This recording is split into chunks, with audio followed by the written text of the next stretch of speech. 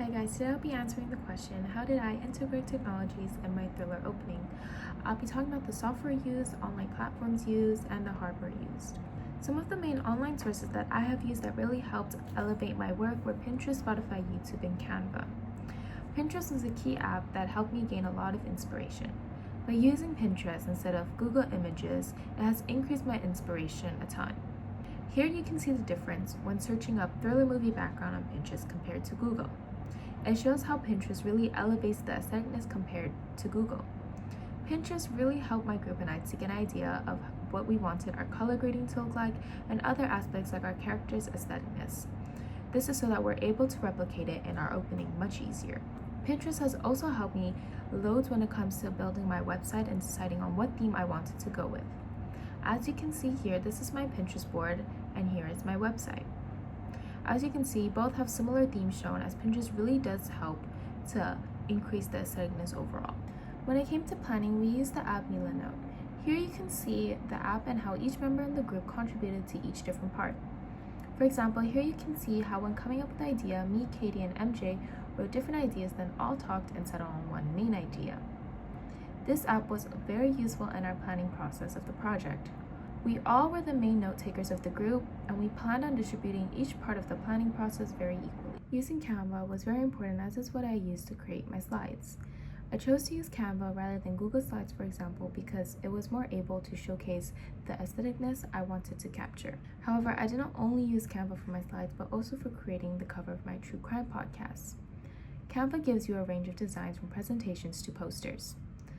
We were able to execute the information needed in an aesthetically pleasing way, hence why it's one of the best apps that I have relied on during this project. One feature that Canva had that Google Slides didn't, and what made the whole process much smoother, was the ability to embed the slides onto the Google Sites. This feature allows the viewers to access the slides even if they weren't shared it. I also didn't have to worry about my slides getting lost, making it a much easier process. Canva allows me to have a creative experience and easily adapt the slides into the theme that matched my thriller opening. By being the editor, YouTube was a key app as well that really helped me to elevate my skills as the editor. The tutorials really benefited us, as it really helped my understanding with Premiere Pro. By being able to search up tutorial videos on YouTube, it really benefited the thriller opening, as it helped me to develop my skills as an editor. The last online platform that really helped us was Spotify, as it helped us to find the right song choice for our thriller opening. At first, we wanted something classical with heartquake beats, but ended up choosing the song Salvatore by Lana Del Rey, as it still provides that fast pace we needed for our cooking montage to capture the essence of speed Rebecca was going through, but it also added a sense of mystery through the overall tone and feeling it had. Spotify was able to provide the song for me, as it was a very useful app when brainstorming ideas for the song choice. Lastly, the hardware we used that really helped us bring this idea all together was the filming equipment such as the camera, studio lights, gimbal, and the sound recorder and boom pole. We used the Fiji camera to film the entire thriller opening. Since MJ was our cameraman, we had Mr. Cupid, our teacher, teach him how to change the settings and how to properly use the camera so that we're able to adjust the settings to the way we like it. For example, at first we wanted to have warm lighting around Rebecca during the cooking montage, hence why the studio lights were needed. We used them to surround Rebecca with warm lighting, therefore we needed to change the ISO levels to maintain the proper exposure, and selected the focus points of our camera to be centered on Rebecca's face or the main object we wanted the camera to be focused on to create meaning. By adjusting the ISO levels, it also helped us a lot when filming at night at the car park.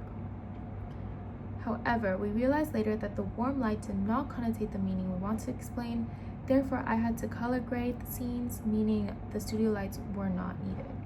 When recording the sound separately after filming all the scenes for the opening, we used a sound recorder and a boom pole. Katie, our director, did this while I edited to make sure the work was evenly spread out. This was a very key equipment that we needed when it came to our thriller opening, as sound played a big part in our opening. We wanted to enhance the cooking sounds, such as water boiling or the meat being fried. This really emphasizes mystery and conforms to thriller conventions. Therefore, we made sure we had practice together as a group before doing the final sound filmings. We had so many sounds that needed to be recorded, therefore it took some time for me to be able to get my hands on the Foley sounds, causing a bit of a delay in the final cut being finished. To make sure Katie's recording were on point, I shared her the edited thriller opening so that she could match the sounds exactly on time with the scenes. We also used the gimbal so that when filming the tracking shots, the scenes wouldn't come out shaky. Therefore, this really benefited us as we do have a few tracking shots as you can see here.